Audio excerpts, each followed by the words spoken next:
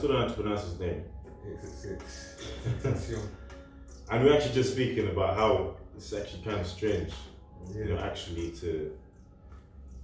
to see that an artist has passed away, but they're still releasing music. Yeah. Even like Cadet as well, like there was a new music Whoa, video hold on. Came up like 2 days ago or something like that. Did you see that video? I haven't actually even watched the video. I haven't even listened to the song or anything. I just saw Bro, it on YouTube. That video is very deep.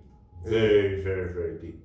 It's mad. It's kind of about police brutality in London, and that stuff. But it's weird. It's still so sad how he passed. Yeah. So it's about it's about police brutality. I can't remember the name of the artist, but there was an artist that released a music video. Yeah. No, Joyner Lucas. Oh yeah. I don't know if you've seen it, where the white man is speaking to the black man. And so this is kind of that, but it's obviously more relatable to us. Yeah. It's deep, man. Wait. It's very, very deep. I need to check it out. I don't know. I saw it on thing, but I just like the way it's edited as well. It's like this guy did this video last month. Yeah. That's mad. That's very mad. Way. Honestly, man. Wow. Honestly. Whoa. Well, anyway, I hope you guys are good. Yeah. Man, some days are long, tiring. For real. Very long and tiring. But we're here for you guys because we love you guys so much. Always. Do anything for you guys. You know what I mean? Yeah. Shout out to my wife, I love you. Shout out to my future wife. But today we're gonna be talking about the title of this video that you guys probably clicked on already, which is what is your excuse when it comes to success, when it comes to, pushing your boundaries, getting somewhere in life. Not just about money, let's start probably from the beginning of what success is, to the individual, generically. What do you think? Defining it, I don't think it's possible to define it. Each person, I feel like you have your own definition of what success is. For some people, they think it's a monetary value, but I feel like something that can accommodate all definitions is just basically attaining what you've been searching for or what you've been seeking for, in a sense. So if it's, I don't know, you were doing exams or something in school, I say success is being able to complete those exams, passing or getting wherever you go. That's success. Attaining what you desired for, in a sense. That's how I see it personally. So it doesn't have to only be monetary. It can be like, I don't know, maybe it's I don't know what it is. It could be like a spiritual thing, it could be a mental thing. There's so many different aspects, but I just feel like it's reaching the ability to reach that certain goal. Yeah, it's interesting because obviously nowadays, success is attached to the monetary value, which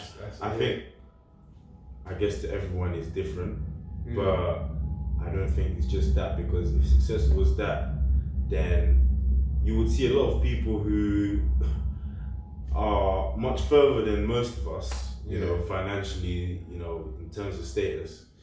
But they're not happy, or they aren't behind closed doors, when certain that's not really a word, is it? But certain articles come out about them, or things you see on TV, for example, relationships ended, one of the episodes we spoke about was it Stormzy and my Gemma, it seems like goals, it seems like a successful relationship. But then after you actually find out, oh wait, actually it wasn't. And again, I feel like that brings in the whole social media thing as well. I feel like it's created a kind of blur to what success actually is and what happiness actually is. People see they see the nice cars, money, and all this kind of stuff, and it feels like, oh yeah, these people are living brilliant lives. So they think success for them is attaining and getting those things as well, when in actual fact it is not. And I'm sure if you were to ask these people, like the celebrities that they're admiring and stuff like that, they'll probably tell you the same thing, that that's not it. that's not the end all and be all of life. Yeah, for real. It's very interesting. Like, there's we know about Gary Vee. For those who don't know Gary Vee, this guy is always dropping gems. If you don't know about Gary Vee, you're sleeping. Big time. To be honest, this is actually the only time I'll tell you to go and search Gary Vee. Come back to the video, don't go and search him and leave. Come back. I don't listen, but hey, after. Yeah. Gary Vee, he says how he's an entrepreneur, a very successful one. Yeah. And he always says that, would you rather, you have to be real with yourself, kind of part of the channel, Yeah. Would you rather earn 200,000 a year, being unhappy, or 100,000, and being content, being happy within yourself? And most people would say, going with the 200,000 option, because obviously monetarily it's money. Yeah. But that self-content, I think it plays a part, because if you're not content, earning that 200,000, whatever you're doing, whether it's a business or you're working for your own employee, whatever, how sustainable is that? At the same time, it's not.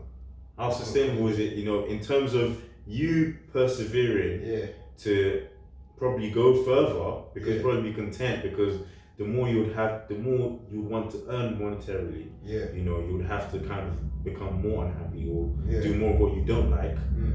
And in terms of longevity as well. It's true. Okay, but let me ask you a question. Let me play devil's advocate here. Okay, because the 200,000 and 100,000, they're still kind of close amounts, yeah. But let's say, okay, you have 200,000 and you say you're unhappy, kind of thing, and then you're on 20,000 and you're content and everything. Which one would you rather? So wait, hold on, repeat that again. So let's just change the amount. So the same question that you threw to me, but 200,000 and 20,000. Okay. It changes the dynamic. It does a lot, to be honest, and I think if we all be honest with ourselves, the gulf is much bigger from 20 and 200. That's a whole 180 grand difference. A whole 180 grand difference. A lot. So boy. Let's leave that one for another day. Boy. But I would go for the 200. Yeah. Just because obviously, or some people like me might think, okay, I might do the 200 for the short term. Yeah. And then after do something else for the long term that probably earns me less. I earn less from. But you're still more happy. Exactly. You're happy. But then it goes back again to the other point where I said okay, but you still wouldn't have the future in what you're doing. So in terms of like building a legacy or building something, for, I don't know, some people think as far as, your generation, something to last past the time here on earth. It wouldn't go that far. It's true. It really wouldn't go that far. And then you have also the other argument of, well, first of all, success, I guess, is probably different to most people. But I don't know, it's kind of tricky because I don't think you can even really answer a scenario. You can't quantify it. You can't. You have to just be in that situation and then be able to weigh up what's around you. Because it's such an abstract kind of question. Yeah. And the perception of success as well. It's true. It's very comme ci comme ça. For those who don't speak French like me. That's what I remember. Oh man, you know what? Yeah, I'm from Congo. For those who don't know, obviously I learned French growing up as a long time in my house. I was actually disappointed because going off topic, I got an A instead of an A star. And it was I don't know if you remember, it was the verbs. The etra verbs, the verbs. Wait, don't even mind me French. But the funny thing is, now being older, I feel like I wish I actually did, actually paid more attention to actually know what we're saying, because I can see how beneficial it is now. 100%, yeah. But when you're young, you're just young. No, it's definitely true. And it's not too late. Like, I remember. It's not too late. It's not too late. I remember because when at least you have that basic foundation. Because I remember when I actually went to France for like a week or week and a half with my wife. I got her to watch. Do you remember that Friends series? French one? Yeah. It's still on YouTube, you know. Seriously, it's still on YouTube. Wow. It's still. You're 70 and I remember still messing around. That's what our teachers used to put up in my class. Like, hey. It's still on YouTube, bro. It's still there. But it's very relatable, you know, in a way. It's still very, very relatable. It's very, very relatable. But it's good to know another language. You know? Yeah. Some people even get excited. Not to say I'm anything, but some people even get excited randomly when someone else speaks French. Oh, hey, yeah, you speak French. Go speak to them. It's like, do you know what it's like? Yeah, it's like you. For those who know, like superheroes, DC heroes, whatever, Aquaman speaks to fish. Yeah. It's like that person's an animal. You're in the zoo. It's like, oh, you know how to communicate. You know how to communicate with this animal. Go. Hey, Show us what you can do. Come on, it's just another language. But it's just another language. But I heard Nigeria, you guys have. Okay, listen. Languages. I won't go with what. Do you remember that show? Which one? Go on. Bring up. No, I'm not trying to frame under the bus. That show. Welcome to Lagos. Yes. Yeah. Go on. Get to your point. What? 500 languages. No, I won't say 500. Is it true? I don't know. It's many. We know it's many. There's. I heard like it's about 200, but by the way, I love Nigerian people. There's mainly English. English is the main language spoken. Obviously, it was colonized by the British. But then aside from that, there's 4 main. So there's like outside Yoruba, Igbo, and like Fulanese and like I don't know. Yeah, those are the main like languages. Yeah, it's actually a bit mad as well because someone told me about how they know a couple. Yeah. One's from one tribe, one's from another. Yeah. But they speak to each other in English because their languages are just different. But then after looking from the outside, then you're thinking, how's that possible? Because you're from the same country. It's weird, you know. I mean, for real. It's actually so weird. I haven't actually even deep that. There's different languages spoken in one country. Yeah. Imagine being in the UK. Actually, to be honest, that is kind of similar. Like Welsh, they have their own language. Like Irish people as well. Yeah. So it's kind of similar. But weird, man. But anyway, that's kind of going off topic. That's a nice track. Yeah. But anyway, it's a good language lesson for you guys. Yeah. Regarding success, so regarding the things that people may use as a crutch or as an excuse. You know, going back to the title, what's your excuse? Race is definitely a big thing, obviously. Race is a big thing. Yeah. I feel like race is such a big thing. People like to. I need to be careful here as well now before someone goes. I say something that Kanye West say, and they just say, "Oh yeah, he said slave." Yeah.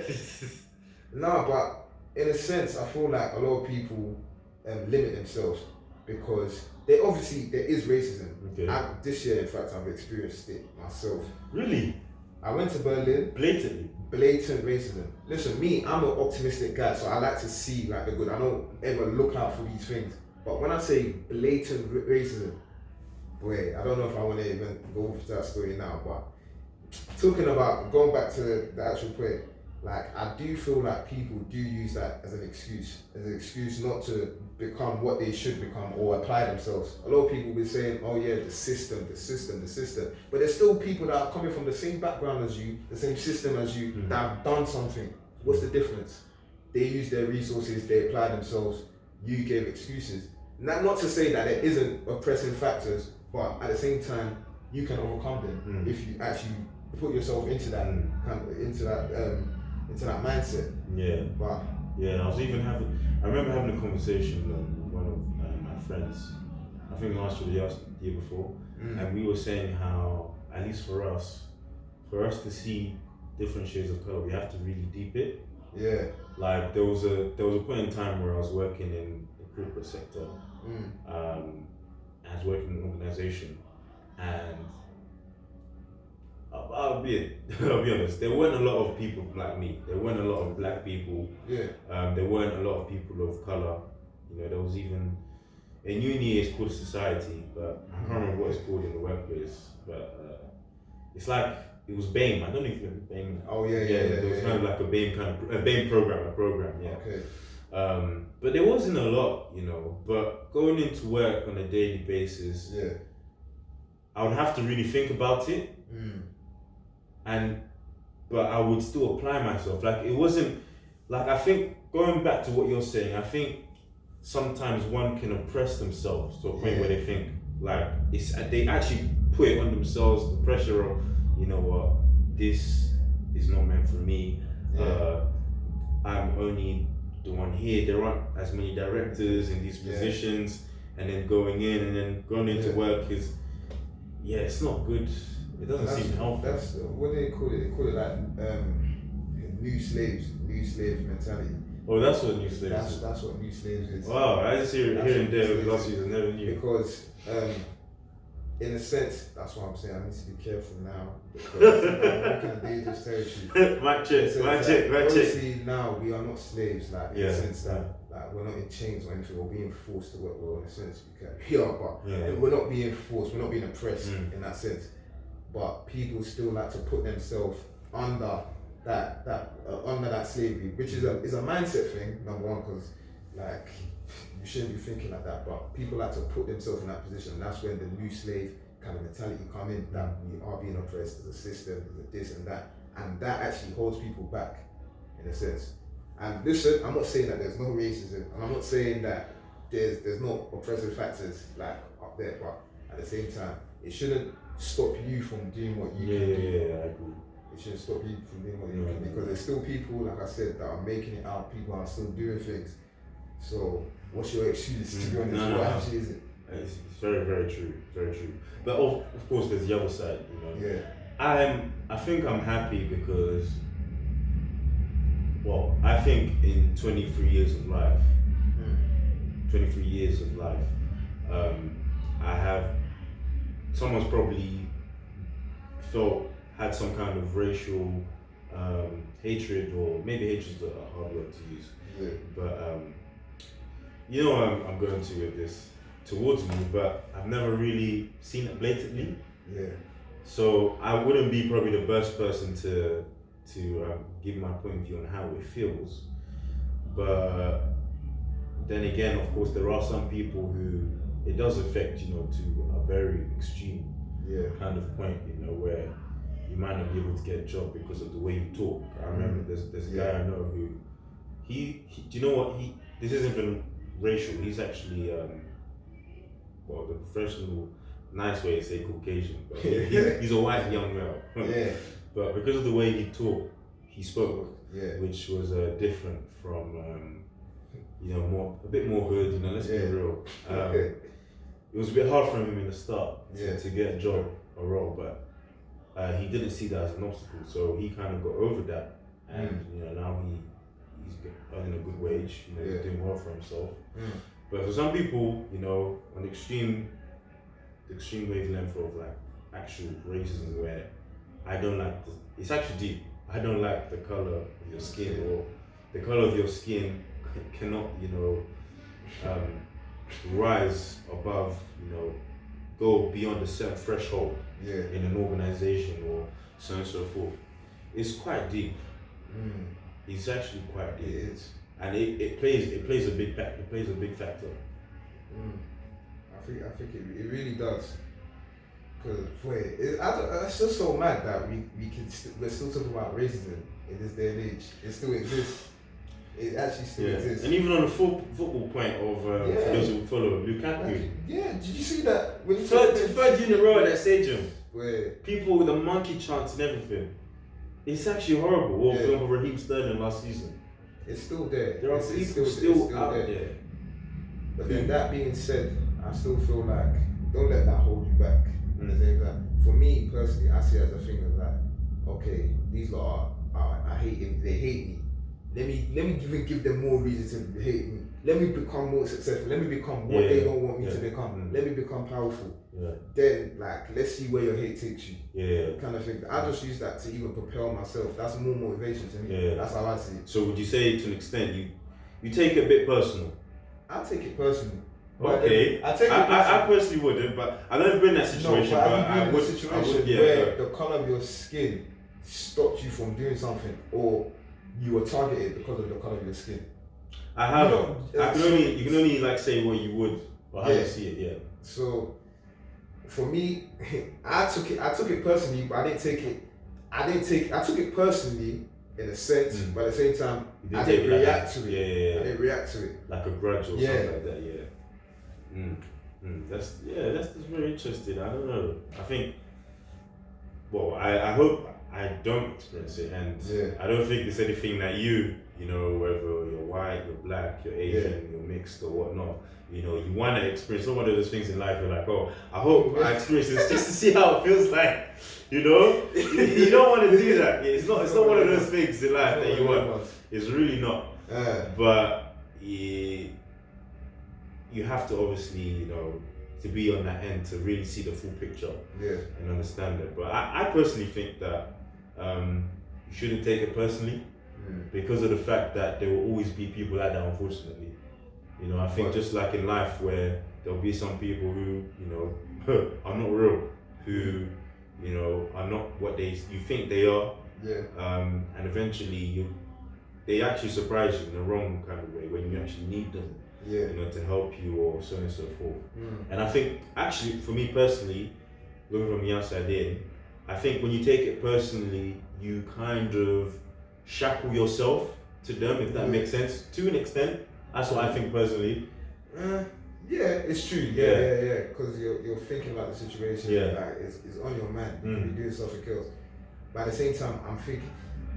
Like, I can't talk for everyone else. For me, I took it as more of a motivational thing. The situation happened, it made me feel like, okay, yes, this is not actually even my land. This is not where I should even be building. So that even motivated me to now be thinking about back home, back in Africa. Like that's actually where my family's from. That's where I'm from. 100%. Like I need to go and start building something in there instead of building something in a foreign land. Even though I was born there. But we're British, don't worry. I'll put my passport in my pocket. Maybe next time we'll do. But yeah, man. So wouldn't you say that, because even to the smallest of extents that you take it as personal, that you do what you do for them, or they kind of live rent-free in your mind to an extent? It's getting hot now. It's true. I can see the side that you're coming from. But at the same time, I don't feel like if you've experienced, it's like with any other experience, like it's always gonna play on your mind. You will block it out, but it will come back to you. Like it's an experience, depending on what actually happened in the experience as well. Like some things are easy to let go, some things are just they play on your mind. But the thing is, I feel like it becomes a problem when it has a negative effect on you. Like if you then react to it, like will feed into the racism or something like that. That's when I feel like it's a problem, kind of thing. So I don't know. It's a very interesting. There's different dimensions to kind of look at it. To be honest. And then I think there's the other point of I can't do this because I don't have the money to. Where there's always the thing is there's always an excuse. There's always an excuse for anything. For me not doing anything. It's true. People, you ask somebody, they always say, oh yeah, got this idea, whatever. But in 2 weeks, it's still there. You ask them what happened, oh, they don't have the money. Cool. I don't have time. Oh, I don't have time. That's what I was going to say. Time. That's a big one. Everyone doesn't have time. That's a big one. Everyone actually doesn't have time. And it's actually ironic as well, because actually I was speaking to someone today over the phone about, for example, watching series. And they say they don't have time. But then I told them that I said it, I was typing and I wrote it in a kind of joking way, and I realized myself that it actually applies in every single thing, that if it's important to you, you'll make time. I remember there was a time in college where I was working, I was studying, I was on a scholarship program, you know, I had my other stuff that I was working on, But for example, to make time to, for example, catch up with the shows I was watching 3 or 4 at the same time. Yeah. I was watching on the train there, on the train home, the train to church, the train, Yeah. you know, to work, I was making time. You make time. You actually make time for whatever it is. So that time excuse don't want that one. Just brush it. Like even even I even understand even the monetary one, except more not that I understand it, but more than I understand the time one. The time one, you will make time if it's something.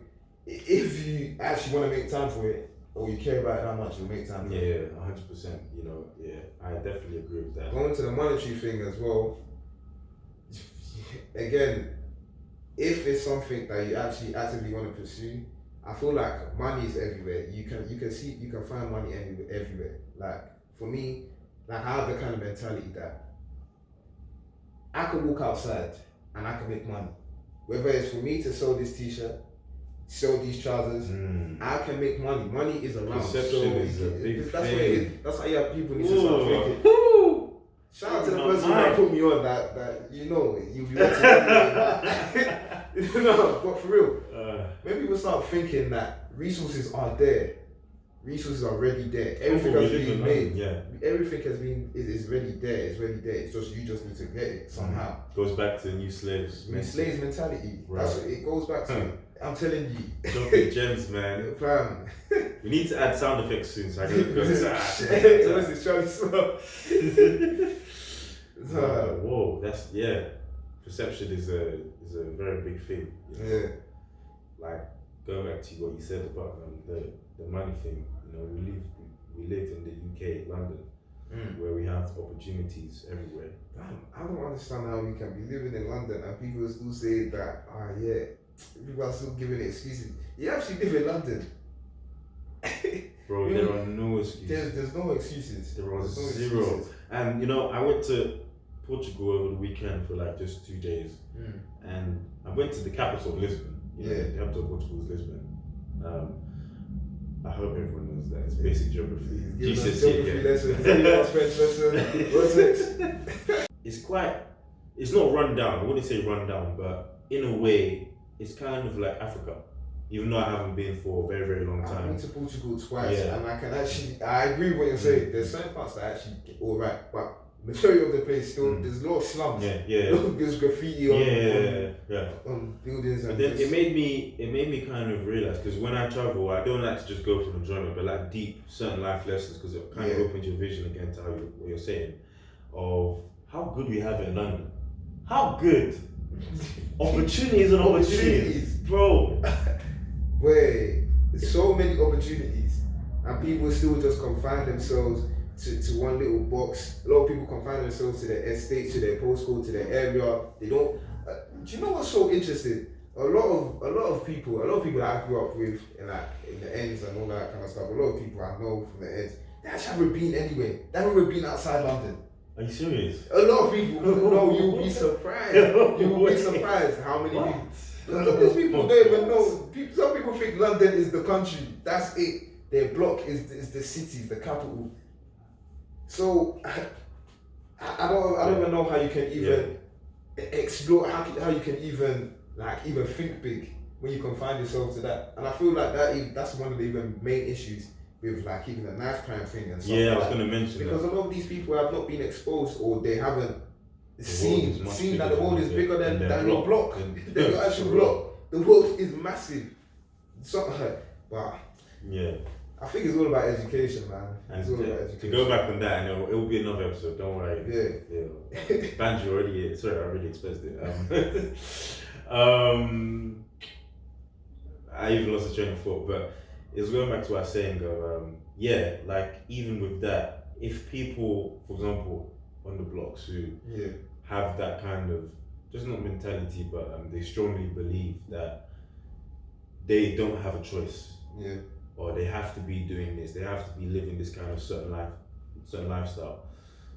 I believe, as you said, if for example they came out of their surroundings, like the famous saying, all you see is all you know, it's true. Their mentality would change. Yeah. If I, for example, as you said, if I hung around someone who was a millionaire, and who was able to create multiple, streams of wealth and income out of nothing, I'm 100% sure my mentality will change. 100% sure. 100%, it will be. 100% sure. So there's no limit. There's no limit. There's no excuse. Yeah. There's no excuse. And even with the social media thing, was probably the last one we touch on. Like, if you want to get your product or what you're doing out there, like for example this, what we're doing, there are so many platforms out there. I was taking it in early this week that if I wanted someone to come and join me on my venture, or I wanted to connect with anyone in the world, I've got at the finger of my fingertips. I've literally got at the finger of my fingertips, and I can. Yeah. But if I do, now that's a different question. That's the question. That's the real question. That's the main question. Yeah. That's actually the main question, and it goes back as well to. So I'm not a philosopher, but I like the Renaissance. Yeah.